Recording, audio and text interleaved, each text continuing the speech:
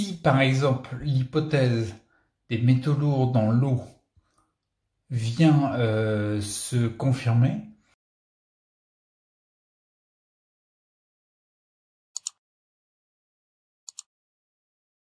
salut, c'est Chris, cadrage bizarre, pas comme d'habitude. C'est pas grave, je te fais une petite vidéo journal de bord. On est le 13 septembre et il y a un truc que je voulais dire. C'est que j'ai parlé pendant longtemps, j'ai parlé des métaux lourds. Et comment dire? En fait, c'est suite à un commentaire sur le groupe Ensemble Direction Santé. Donc je remercie Laure parce que je pense de plus en plus aux commentaires qu'elle a laissés. Où elle me parlait en effet qu'il y avait des métaux lourds dans les bouteilles d'eau en plastique. Et que elle, ça l'a vachement aidé de filtrer l'eau pour éliminer ça. Bref. Alors je veux bien croire éventuellement qu'il y a des métaux lourds dans la bouteille en plastique. Mais je t'explique mon cas.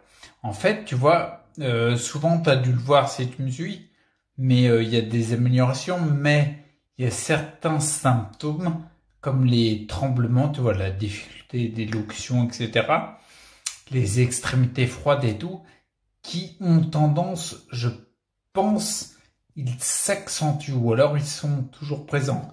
Non, je pense que souvent ils s'accentuent. Bref, j'en ai déjà parlé et j'en parle plus en détail dans la formation Les lois du vivant, où j'explique les principes de détoxification et d'accumulation. Bref, pour la faire simple, en fait, quand tu détoxifies, tu passes par une étape que le foie, en fait, il balance dans les humeurs, le sang et la lymphe les métaux lourds et autres toxines. Et ensuite, il les achemine vers les émonctoires pour l'élimination. Et je me suis rendu compte, moi, que lorsque il y a une forte présence de métaux lourds dans les humeurs, eh ben, il y a plus de symptômes. Et si, par exemple, l'hypothèse des métaux lourds dans l'eau vient se confirmer, ça pourrait expliquer que mes symptômes dont je te parlais tout à l'heure ont tendance à augmenter parce qu'en fait, quand tu bois, ça va directement dans les humeurs.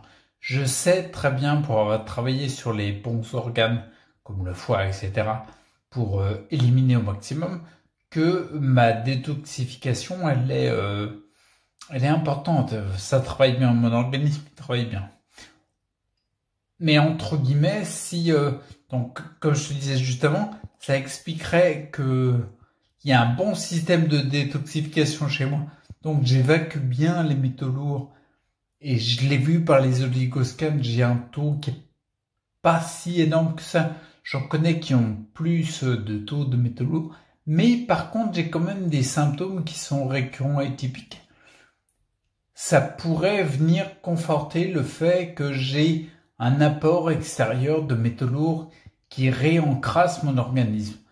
Et peut-être l'hypothèse que je te disais des bouteilles d'eau.